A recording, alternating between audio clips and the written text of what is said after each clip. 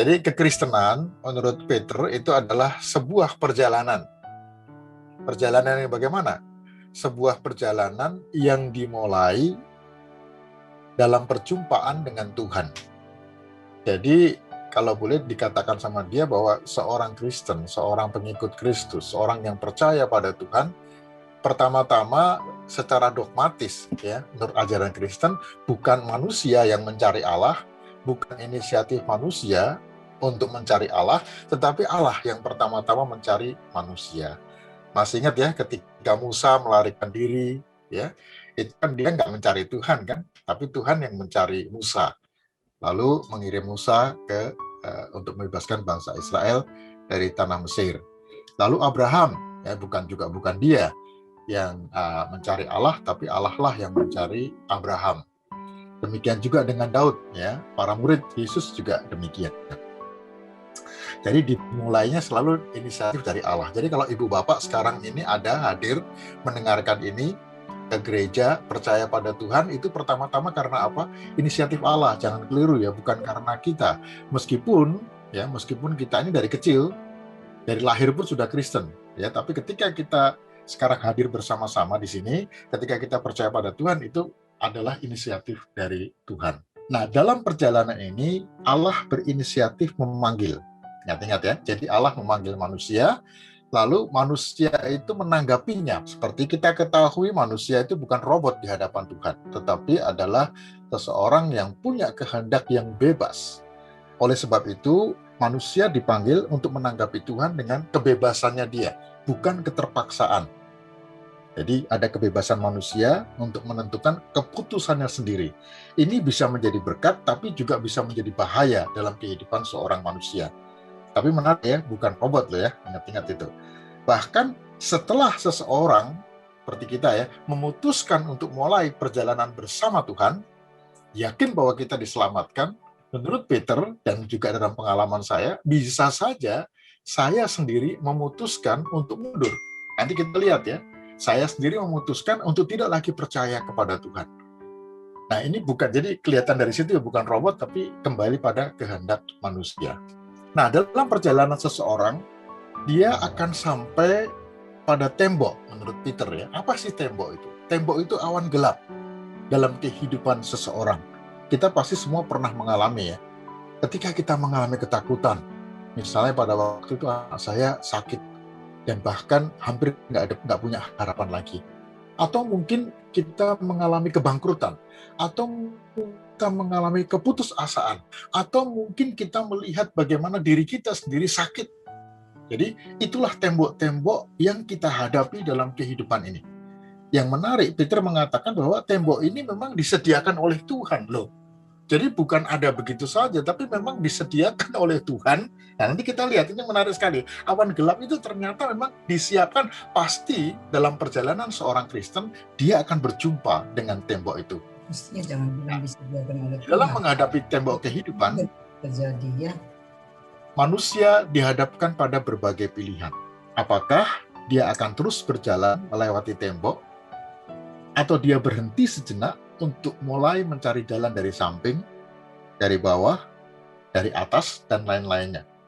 Apakah bahkan menyerah dan mundur?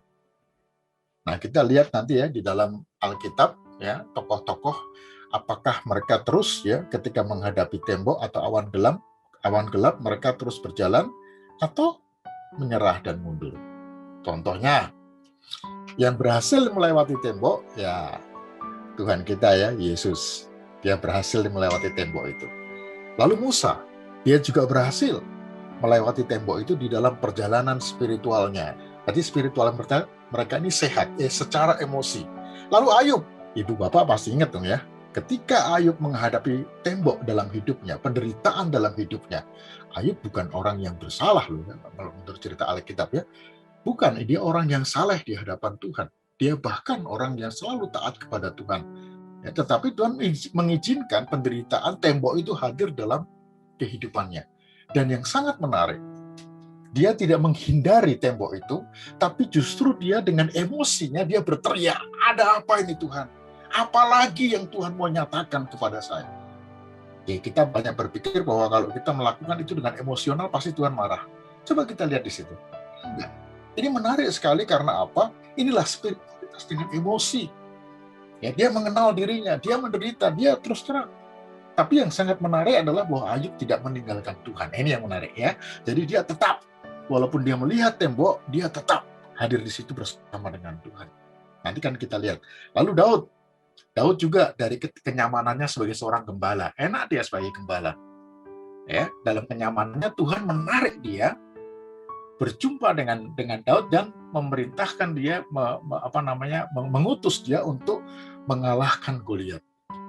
Bahkan diberikan tugas untuk menjadi seorang raja Israel. Ya, lalu kemudian juga Yeremia. Nah, kita juga tahu ya Daud begitu banyak dia menghadapi tembok-tembok bahkan dengan anaknya sendiri dan keluarganya, ya, dengan Saul, ya. Ada banyak sekali tembok-tembok yang dihadapkan pada dia. Dan menarik, ini bukan satu tembok ya. Ada tembok dan tembok dan tembok dan tembok dan tembok. Lalu Yeremia juga begitu. Yeremia kan anak orang istana ini ya. Anak katakanlah anak elit lah katakanlah. Tapi dia diutus oleh Tuhan justru ke tempat orang yang tidak akan pernah mendengar dia. Ini tembok-tembok yang dia alami. Dan ada banyak sekali. Yang lain juga Elia dan lain sebagainya. Nah, yang tidak berhasil melewati tembok, mungkin kita ingat ya cerita Yudas. Kenapa kok Yudas tidak berhasil? Ketika dia mulai perjalanannya dengan Tuhan, kan Tuhan yang manggil dia. Yudas mulai perjalanan dengan Tuhan. Tetapi ketika dia berhadapan dengan tembok, melihat bahwa Yesus yang dia harapkan akan menjadi raja, yang akan membebaskan bangsa Israel dari orang Yahudi dari Romawi, ternyata dia malah disalibkan. Kekecewaan yang sangat besar. Dan kita lihat di sini dia bukan berhenti menghadapi hal itu, tetapi bagaimana dia kecewa dan dia mundur. Nah, ini salah satu contoh ya. Dia nggak berani menghadapi tembok itu, dia mundur. Dia coba dengan kekuatannya sendiri, nggak mungkin. Demikian juga dengan Saul. Ya, kita tahu pertamanya mulainya dengan Tuhan. Tapi lalu bagaimana? Bukan Tuhan yang menjadi kekuatan dia, malah dukun misalnya gitu ya. Jadi, lalu kemudian Salomo juga begitu. Bahkan sudah dikasih hikmat oleh Tuhan dan lain sebagainya. Sudah mengenal Tuhan. Tetapi dalam perjalanan kehidupannya ketika dia menghadapi tembok-tembok, kesulitan-kesulitan, halangan-halangan, tantangan-tantangan, godaan-godaan, dia berhenti, lalu mundur, menjauh dari Tuhan. Nah, sekarang kita mau lihat, ada beberapa tahapan yang perlu dilakukan agar mempunyai pengalaman bagaimana bisa melewati tembok atau awan gelap itu. Ibu Bapak, mau beritahukan bahwa menurut Peter Sasero, tidak mungkin seseorang itu bisa melewati tembok. Oleh karena itu yang sering kali adalah dilewati tembok itu. Bukan melewati tembok, tapi dilewati. Artinya apa? Diabaikan tembok itu. Ya sudahlah, aku nggak ngerti bagaimana melewati itu, ya sudahlah. Lalu yang kedua apa? Karena nggak bisa menghadapi tembok, dia kemudian mencoba untuk naik tembok itu. Atau dia melirik, atau coba berjalan ke kiri, atau ke kanan. Atau dia menggali dari bawah. Jadi maksud saya gini, apa sih artinya? Artinya apa? Manusia itu berusaha untuk menembus tembok itu, tembok yang dibuat oleh Allah sendiri. Ini dia luar biasanya. Tapi ternyata ada banyak orang yang tidak berhasil. Dia menghadapi tembok itu, dia punya pengalaman tapi lalu mental lagi, kembali lagi. Nah, Ibu Bapak yang dikasih Tuhan, ini menarik ya. Karena apa? Peter mengatakan bisa melewati itu hanya bersama dengan Tuhan.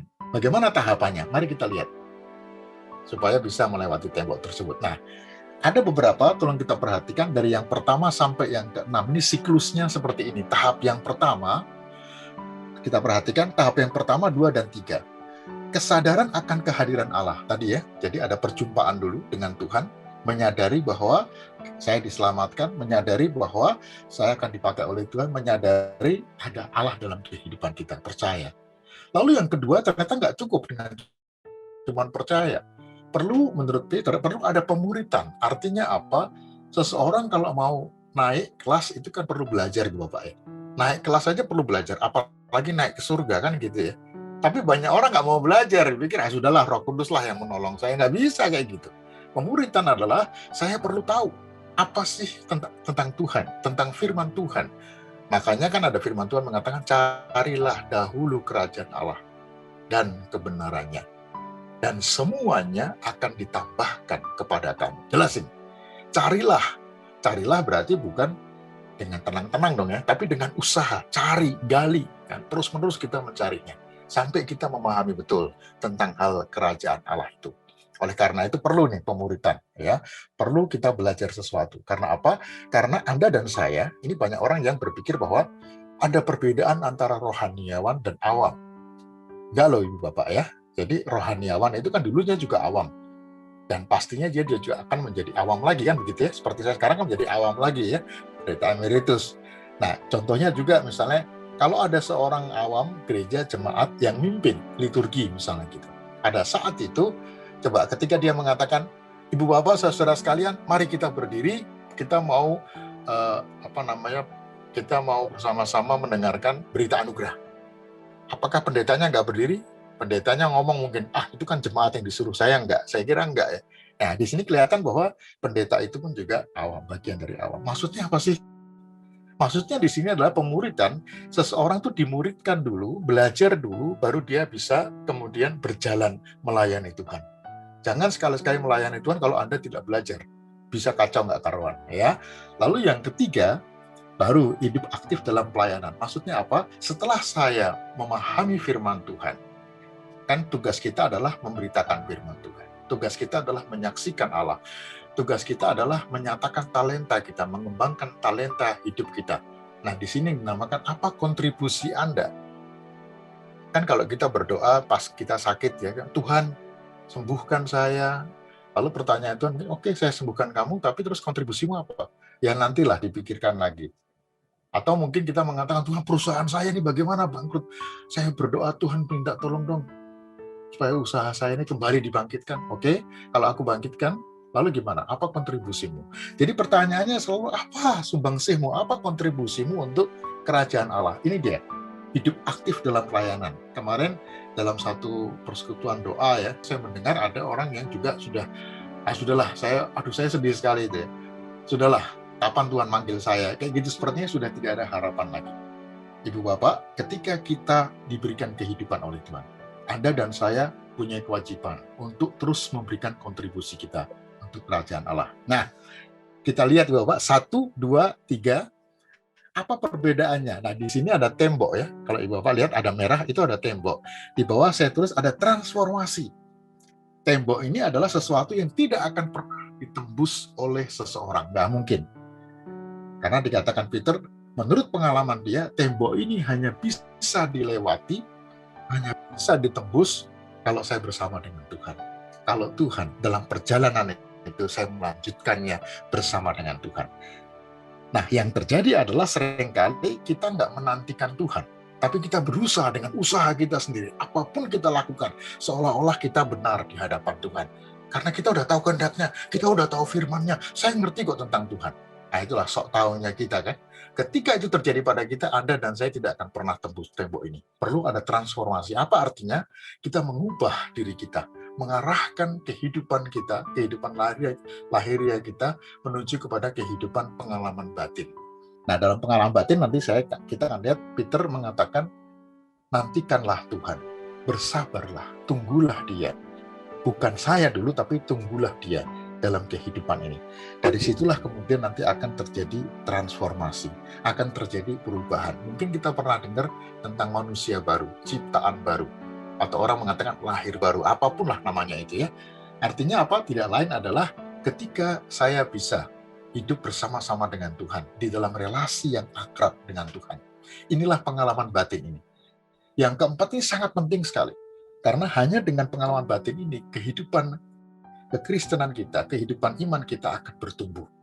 Lalu pada yang kelima, ini kembali lagi Ibu Bapak. Kembali lagi seperti nomor 3, hidup aktif dalam pelayanan. Ini ya, perjalanan lahiriah ini hidup aktif lagi dalam pelayanan. Misalnya saya sebagai pendeta ya, saya berkhotbah. Sebagai guru sekolah minggu ya, saya ngajar sekolah minggu. Sebagai paduan suara, saya ikut paduan suara. Apapun itu. Bedanya di mana? Bedanya yang nomor 5 ini adalah saya melakukan itu bukan supaya saya mendapatkan kesuksesan atau mendapatkan kemasyhuran atau mendapatkan pengakuan dari orang, enggak. Tapi saya melakukan itu karena memang saya mengasihi Tuhan. Karena Dia sudah mengasihi saya lebih dahulu. Saya ingin melakukan sesuatu bersama dengan Dia. Saya menunggu Dia. Jadi bukan usaha saya sendiri, tapi saya menunggu Dia. Apa yang Tuhan mau, itu yang akan saya lakukan. Lalu yang keenam, yang terakhir, diubahkan dalam kasih. Ini sangat menarik sekali. Karena apa? Peter mengatakan di dalam bukunya ini, diubahkan dalam kasih itu sampai pada tahapan seringkali kita itu merasakan kehadiran Tuhan dengan perasaan kita. Senang atau nggak senang. Kadang-kadang kan kalau dulu saya berdoa, ada getaran nggak ya? Kan gitu ya. Waduh, ini Tuhan hadir nih kalau ada getaran. Bagaimana perasaan saya? Dia mengatakan hati-hati, karena semua itu berhala. Ya, itu perasaan saya, pikiran saya, bukan itu yang seringkali kan menggantikan Tuhan. Tapi semata-mata ini karena kasih, kehadiran Allah hanya semata-mata karena kasih itulah. Jadi karena Tuhannya, bukan karena pikiran saya atau bukan karena perasaan saya, tapi karena memang saya mengasihi Dia. Selesai. Jadi ada yang tiga, saya ulangi sekali lagi, yang 1, 2, 3 ini kognisinya, jadi pengetahuan pikiran kita. Ya, lalu menuju kepada afeksi di dalam pada tembok ini, ya, transformasi itu afeksi, ya, bagaimana sikap hidup kita lalu diubah karena ada hubungan relasi dengan Tuhan. Lalu kemudian 4, 5, 6 itu psikomotorik, ya, ketika secara batin kita sudah oke, sudah benar gitu ya, secara spiritualitas kita sudah sehat, maka lalu kita akan melakukan perjalanan lagi secara psikomotorik, kita berjalan melakukan kegiatan pelayanan kita benar-benar karena memang Tuhan. Ini cirinya. Jadi ada 4 ciri kehidupan yang ada di balik tembok, ya. Jadi ada 4 ciri kehidupan di balik tembok. Kalau nggak ada ini berarti Anda dan saya masih mental, ya. Sudah nabrak-nabrak tembok itu tapi belum tembus. Nah, ada cirinya yaitu 4 ini, tingkat curahan hati yang lebih besar. Apa sih itu? Nanti saya jelaskan. Lalu yang kedua, pengharapan yang lebih besar terhadap misteri kudus. Apa itu? Kemampuan lebih dalam untuk menantikan Allah. Dan yang keempat, keterpisahan yang lebih besar dari dunia. Yang pertama, tingkat kehancuran hati yang lebih besar. Ini menarik. Kenapa? Dikatakan bahwa ini adalah kesombongan kita, kesombongan dalam kehidupan kita. Ya, disengaja atau nggak disengaja, kita ini sadar atau tidak sadar, seringkali kita menyombongkan, kita membandingkan dengan orang lain. Bahkan lebih cenderung kita menghakimi orang lain, menilai orang lain, dan bahkan menghakimi diri kita sendiri. Ini mesti dihancurkan dulu nih hatinya, ya. Kehancuran hati yang lebih besar lagi. Maka lalu kemudian ada kutipan yang menarik dari Peter, yaitu Matius 5 ayat 3. Berbahagialah mereka yang miskin di hadapan Allah, karena merekalah yang mempunyai kerajaan surga. Maksudnya apa sih? Miskin bukan dalam pengertian harta, tidak. Tapi betul-betul miskin karena perlu belas kasihan, karena saya ini orang berdosa. Rasul Paulus pengen, Tuhan ambil dalam dagingku, ambil Tuhan. Dan mengatakan enggak. Kasih karunia-Ku cukup untuk kamu. Ini menarik sekali. Ya, jadi ketika kita tahu bahwa kita ini orang yang miskin di hadapan Allah, maka kita tidak akan pernah menghakimi orang lain. Karena kita selalu berpikir, memang dia salah. Tapi saya ini lebih salah di hadapan Allah daripada dia. Oleh sebab itu, tapi tidak berarti bahwa kita tidak menegur dia, ya.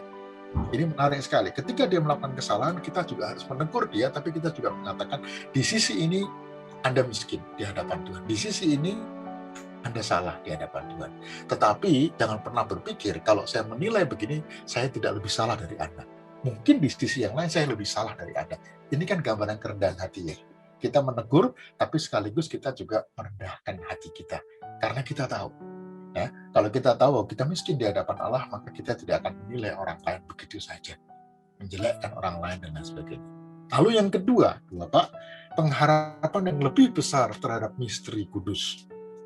Allah bukanlah objek yang bisa saya pegang, yang saya bisa kuasai, miliki, atau perintah. Mari kita siapkan ruang kosong untuk memberikan tempat pada misteri kudus. Maksudnya apa sih? Kehidupan ini misteri, Bu Bapak. Seringkali kita mengatakan, saya ngerti kehendak Tuhan, saya ngerti firman Tuhan. Hati-hati loh. Karena ketika kita mengatakan saya mengerti, seolah saya menjadi Tuhan, dan misteri itu hilang. Sayang banget. Ya, ini menarik sekali karena dengan demikian kita selalu akan rendah hati. Walaupun saya tahu banget mengenai pengetahuan, mengenai Alkitab, mengenai firman Tuhan. Seperti yang dikatakan oleh Aquinas kalau saya nggak salah. Dia menulis sampai berjilid-jilid buku. Tapi akhirnya dia mengatakan ketika dia pada akhir hidupnya berjumpa dengan Tuhan, dia mengatakan semua ini, Thomas Aquinas ini orang hebat, bapak gereja yang luar biasa. Tulisan khotbahnya pun banyak, semua daging lah kira-kira ya, semua berisi. Tapi dia mengatakan, tulisanku itu nggak ada seberapanya dengan kemuliaan Allah yang aku lihat. Nah ini menarik ini ya. Jadi apa ini, pengetahuan tentang Allah yang saya ketahui itu nggak ada apa-apanya dibandingkan dengan kehadiran Allah dalam kehidupan kita. Lalu yang ketiga, kemampuan yang lebih dalam untuk menantikan Allah. Bebas dari dorongan diri yang penuh ketakutan untuk harus melakukan, menghasilkan, dan menyelesaikan sesuatu bagi Allah. Kan ini yang seringkali kita lakukan ya. Saya pengen melayani, saya pengen melakukan ini. Ketakutan kita, jangan-jangan nanti kalau saya nggak melakukan ini, Allah marah. Jangan-jangan kalau saya nggak selesaikan ini, Tuhan marah. Akhirnya kita stres sendiri. Perlu kita ketahui, bukan kita loh yang melakukan. Kita ini cuma diminta untuk berpartisipasi. Tapi semua pelayanan kita dalam kehidupan ini, Tuhan yang melakukannya. Oleh karena itu, menurut Peter, ya, milikilah kemampuan untuk menantikan Allah, menanti-nantikan Dia. Jadi bukan kemampuan saya sendiri. Nah, menantikan ini kan hal yang paling tidak enak, Ibu Bapak ya. Lah yang kita diminta untuk melatih diri kita supaya apa? Supaya yang betul-betul yang kita lakukan itu adalah melayani kehendak Tuhan.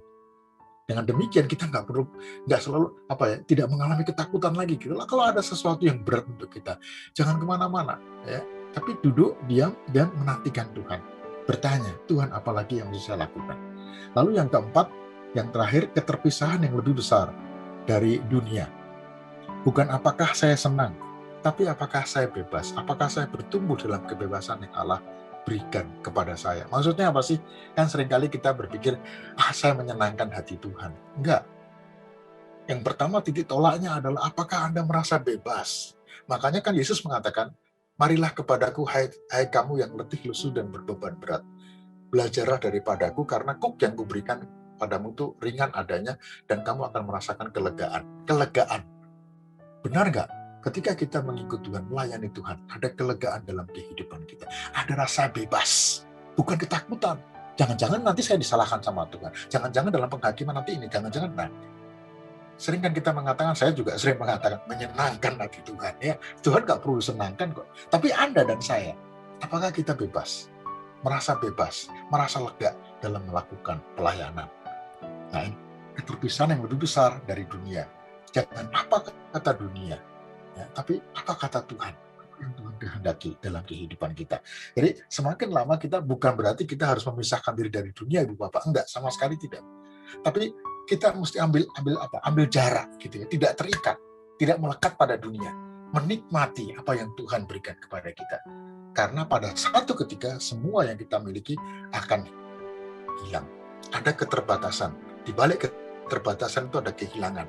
Ini kalau saya lanjutkan nggak enak nih, karena ini bab 5 nih ya. Ini menarik sekali. Ya, ini promosi aja. Menarik banget. Ya, ternyata di balik keterbatasan kita, di balik kehilangan kita ada keterbatasan. Semua kita punya batas. Saya masih mau punya mimpi, Ibu Bapak masih punya mimpi. Tapi karena umur, ya, karena keterbatasan, saya nggak bisa melakukan apa-apa. Ketika kita menyadari, kok saya jadi lanjut ke sana ya? Nanti itu bab yang kelima, minta maaf. Oke, saya akhiri di sini dulu.